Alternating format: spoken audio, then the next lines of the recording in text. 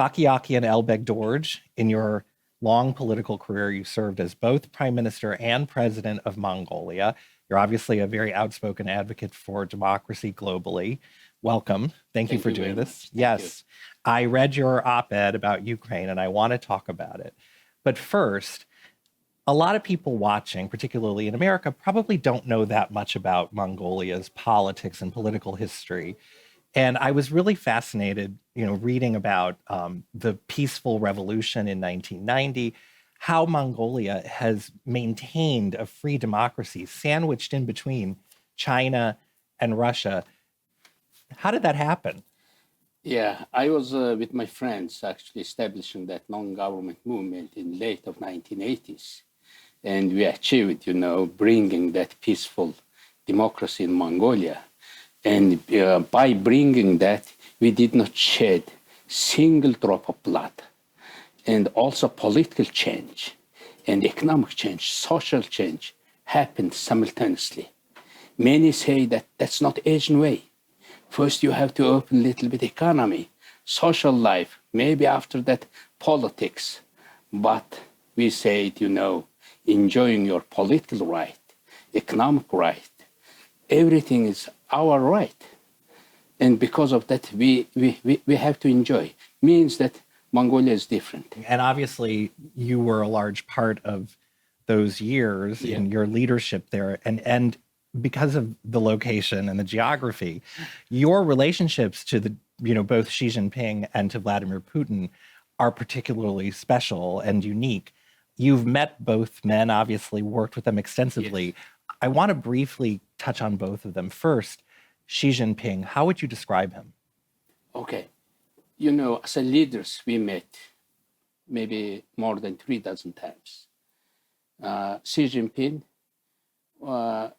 always stressed China will respect Mongolia's sovereignty, Mongolian people's way of life, Mongolian people's choice for development. And one time I asked President Xi, I'm inviting you to visit Mongolia and you will make a speech at our parliament. Please say that to our people. He actually said that. And in terms of the politics, we have no big conflict with China. In terms of the territorial integrity, we have no conflict with China. And we are just trying to be good neighborly, developing good neighborly relations.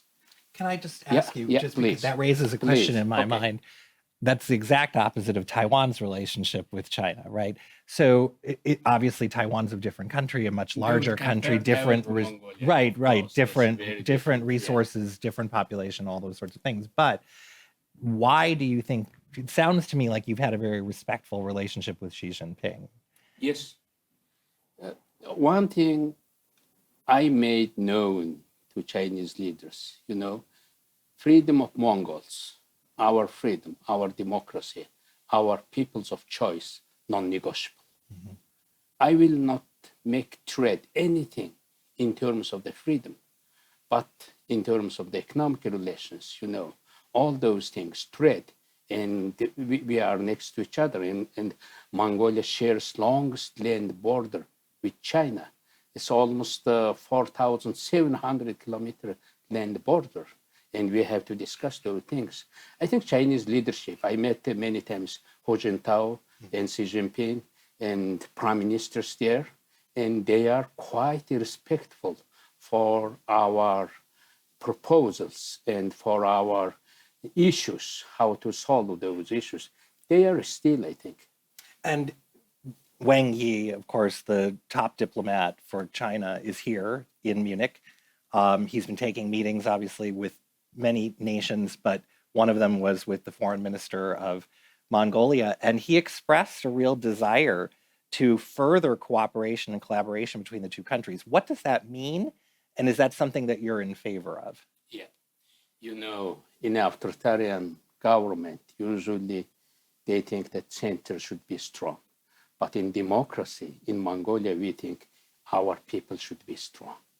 If our people entitled their right to create, to own, I think they will produce good things. They are the foundation of Mongolian prosperity and philosophy of development, very different. I think because of that, and they know that they respect it. And they also keep in your mind, there are more Mongols live in southern Mongolia, they call Inner Mongolia, yeah, in China, than in Mongolia. And also, there are more than 1 million Mongols live in a bordering part of Russia. Also, in the far regions of Russia, there are Mongols live. They call themselves Kalmyk. But I'm really disappointed with one thing. They were really disproportionately mobilized for Putin's war against Ukraine. I want to switch now to that because I know Ukraine is front and center here. You've written about it.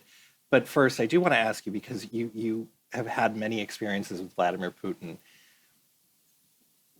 What's he really like? And, I think the whole world is sitting here saying, is he crazy? Is he out to just spoil things? Is he just pure evil, or is there a strategy here, right? Okay. After long rule, of course, there was some chaos under Yeltsin. When Putin came, young, energetic person, I think everyone, including Mongolia, West, everyone looked for Putin with great hope. There was expression from the President Bush. I saw in his eyes, soul, we can work with this guy. That was same thing also for us. When I elected in 2009, we were quite close.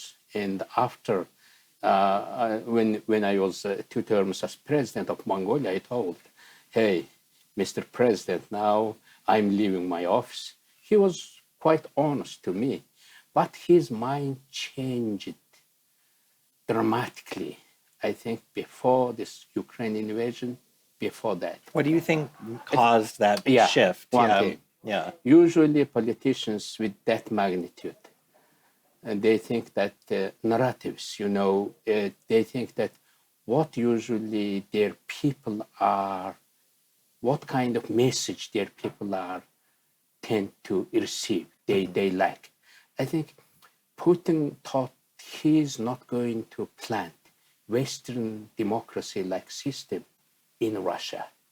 It's impossible for Putin. And with his style of rule, monopolizing all media and eliminating all those oppositions and also liberal thinking. And he thought after that for a long time, he observed that this kind of the system which I'm bringing, it's more maybe tuned in Russian mind today than, also blaming West. I think usually politicians choose what kind of message is for the people is good, and they usually tend to follow that mindset of their people. So are you saying, I just want to clarify, so are you saying that he's driven by kind of popularity and wanting to make sure that he's delivering to his people part of what he thinks they want from him? Yes. Okay. I think that all the way brought to this Ukraine war.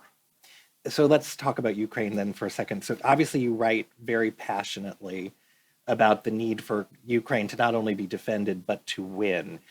I ask, I'm going to ask 2 questions. One, what more do you think NATO is doing enough, I guess, and what more could Western countries be doing or should be doing in your mind to protect Ukraine? Let's start there. One thing I would like to mention, when there was historic thing I would like to mention. When there was World War II, when Adolf Hitler invaded Soviet Union, Mongols were very close to Soviet Union, bringing everything and supporting everything, half of the GDP for 4 years in a row, actually bringing to the Soviet Union and donating 500,000 horses, 3 million, land, and all those warm clothes to the Red Army. That was the invasion from the fascist Nazist Germany. But now, if Putin is invading other country, neighboring country, refusing their right to exist. I think people of Mongolia resolutely hate that. Really, they hate that. And because of that, we are supporting Ukrainian people. Also, we are supporting Russian people who are protesting against war, against this brutal or this kind of the historic blunder, I say, from the Putin side. He made historic mistake. And and since the beginning of the war, actually, people of Mongolia resolutely supporting Ukraine. But our government, of course, in a tight squeeze between China and Russia, and our government trying to perform kind of the balancing act.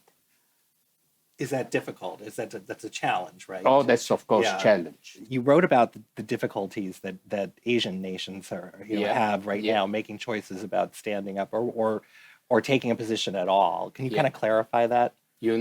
I see this war is not only between two countries, but this war is between two ideology, maybe ideology of repression and ideology of freedom. And most of the Asian governments and those people in a government, president and prime ministers, are watching with heavy heart who will get upper hand in this war. I think I really believe that freedom cause and Ukrainian cause will win. And it will also devastate many autocrats all over the world. And I think Ukrainians are not only fighting for their freedom, they are fighting for global freedom, global security. And because of that, I think Ukraine has no right to fail for failure. Yeah. So final question. Okay. Because you've just teed it up so beautifully there. So much of your work in recent years, well, really most of your career, but you're a global advocate for democracy. When you look at the state of democracy right now around the world and how with each passing year, Freedom House basically has fewer and fewer countries that are considered totally free and open. Why do you think that is, and how do you feel about that? But, now I think in 2022, of course, except the Ukraine war, I think it was a great year for the liberal development. I think those autocrats failed. Even Trump administration failed in the United States.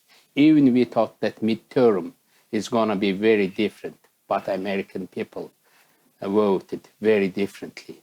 Also, even in China, Xi Jinping, I think he's also failed with dealing with COVID, in a later months. And you see, now Putin is failing. I think liberal democracy, people's freedom, people's right to choose, delivering more good for the people than those autocrats. Even in a democratic country, kind of the autocratic world, for example, Hungary in Europe, even they have buying gas very low price, but they have 25% of inflation. Even autocrats dealing with the economy, they are bringing some bad results. And because of that, in terms of this development of democracy and people's right, I think I really have great hope for this. President Elbegdorj, thank you so much for your time. Thank you for inviting me. All the best.